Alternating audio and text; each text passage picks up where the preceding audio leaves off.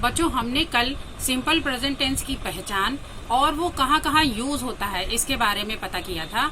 आज हम उसमें कौन कौन से रूल्स एप्लीकेबल होते हैं वो रूल सारे पढ़ेंगे।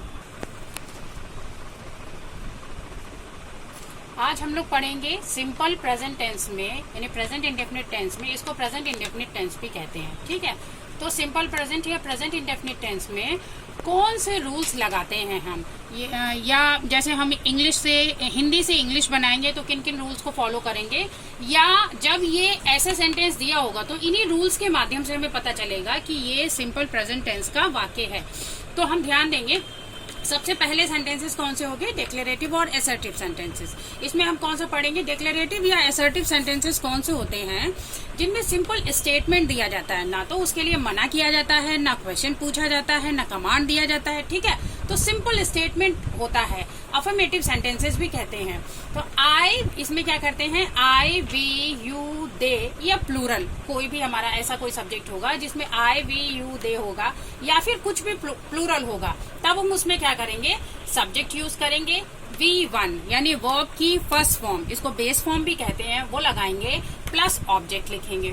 ठीक है, अगर ही शी इट या सिंगुलर आए, हमने सिंगुलर और प्लूरल आपको पहले ही पढ़ा दिए हैं नाउन के अंतर्गत, तो ही शी इट या सिंगुलर आए तो हम क्या करते हैं, सब्जेक्ट लेते हैं, प्लस V1 यानी वर्ब की फर्स्ट फॉर्म, प्लस एस और ई एस, कुछ में एस लगता है कुछ में ई एस लगता है, तो वर्ब के हिसाब से एस और ई एस लगाएंगे, फिर अपना ऑब्जेक्ट लिखेंगे।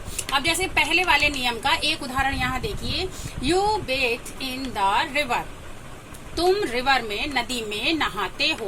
तो देखो नहाते हो, हमें सबसे पहले पहचान मिल गई कि ते हो आया है। ठीक है, यानी कि ये सिंपल प्रेजेंट टेंस का सेंटेंस है। अब हमने यू यानी हमारा जो ये यहाँ पे देखो यू दिया हुआ है, यहाँ पे भी यू दिया हुआ है, हमने वर्ब की फर्स्ट फॉर्म लगाई है बिना कुछ ऐड किए हुए। ठीक है, और उसके बाद में हमने ऑब्जेक्ट लगाया है। अब यहाँ पे शी दिया हुआ है, हमने यहाँ शी से दूसरा सेंटेंस लिया है, शी वाटर्स द प्लांट्स, वो क्या करती है, प्लांट्स में पानी देती है। ठीक है, तो शी लगा है इसलिए हमने वाटर के साथ में एस और ई एस, एस आता है तो हमने वाटर के साथ में एस लगा दिया है, वाटर्स द प्लांट्स। अब देखिए सिंपल प्रेजेंट टेंस ऐसी जगहों पे भी यूज होता है जो कि पूर्व निर्धारित प्रोग्राम के अंतर्गत, फिक्स्ड प्रोग्राम के अंतर्गत लिखे जाते हैं, भले ही वो फ्यूचर का पार्ट हो।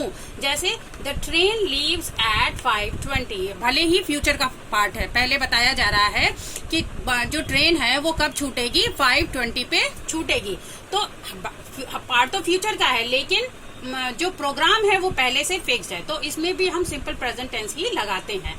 तो ट्रेन लीव, ट्रेन हमारा सिंगुलर है सब्जेक्ट, इसलिए हमने लीव्स लगाया एट 5:20। ठीक है, अब इसके बाद में दूसरे सेंटेंसेस कौन से होते हैं जिसमें किसी चीज के लिए मना किया जाता है, नेगेटिव सेंटेंसेस बोलते हैं इसमें।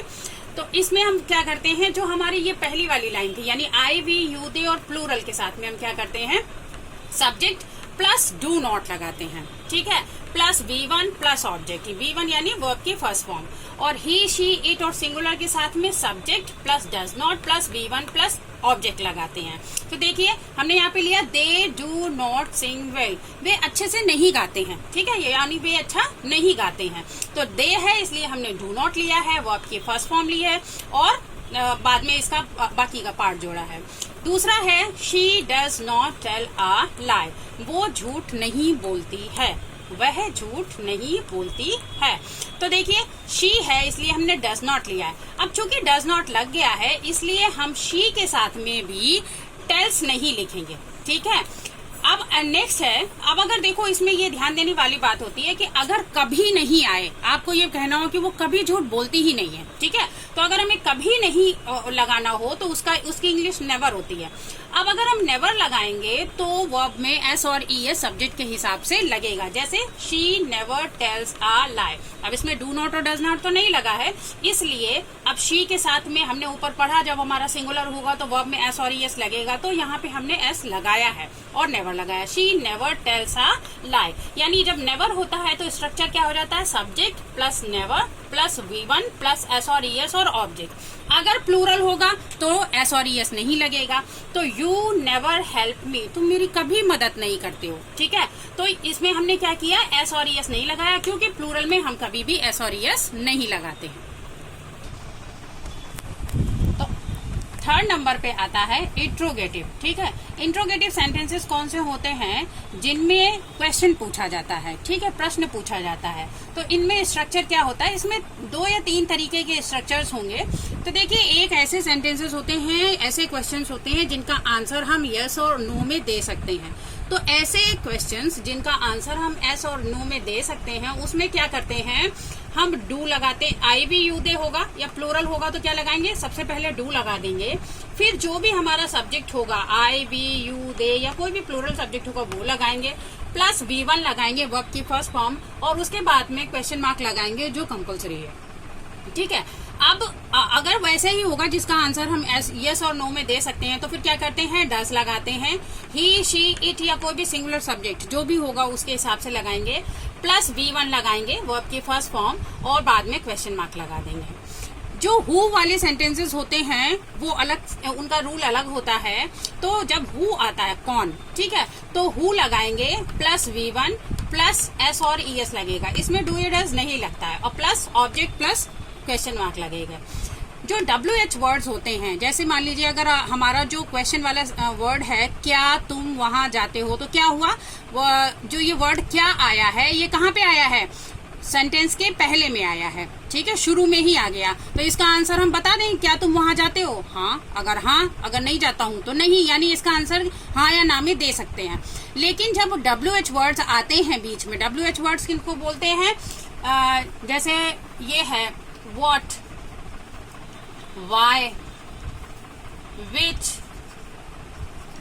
ये सारे ऐसे वाले WH वर्ड्स होते हैं। हाउ को भी WH वर्ड में ही लेते हैं। तो ये जो WH वर्ड्स बीच में आते हैं, तुम वहां क्यों जाते हो, तुम वहां क्यों जाते हो, वाई लगाएंगे उसमें।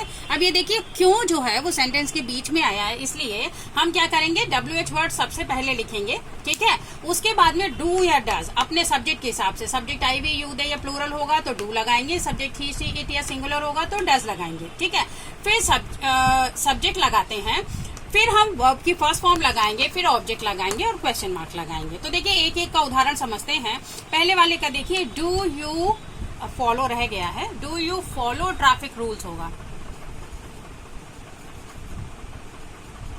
ठीक है, do you follow traffic rules. ठीक है, क्या तुम ट्रैफिक रूल्स फॉलो करते हो, उनका पालन करते हो। तो हमने डू लगाया, इसमें से एक सब्जेक्ट लिया, यू लगाया, और वर्ब की फर्स्ट फॉर्म लगाई, ट्रैफिक रूल्स लिख दिया।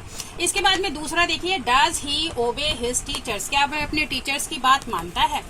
हु से सो, देखिए हु आया है तो हमने वर्ब में एस और ES लगाया है, और उसके बाद में बाकी का सेंटेंस लिख के क्वेश्चन मार्क लगाया है। WH वर्ड्स वाले में क्या लिखेंगे, वाई, डू, WH वर्ड सबसे पहले लिखा वाई, उसके बाद में डू या डज में से, चूंकि वी हमारा सब्जेक्ट है इसलिए हमने डू लगाया है। Why do we attend the class, हम लोग क्लास क्यों अटेंड करते हैं। ठीक है, तो why do we attend the class. देखिए, इस क्वेश्चन का आंसर आप हाँ या ना में नहीं दे सकते, उसमें आपको रीजन बताना पड़ेगा।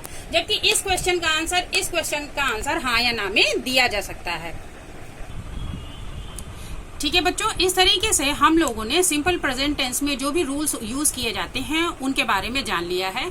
आप लोग अपनी डेली रूटीन के बारे में जो भी आपके सेंटेंसेस मन में आते हैं उनको लिख करके मुझे कमेंट बॉक्स में बताइए, और अगर कोई डाउट हो तो उसे भी पूछिए। Thank you.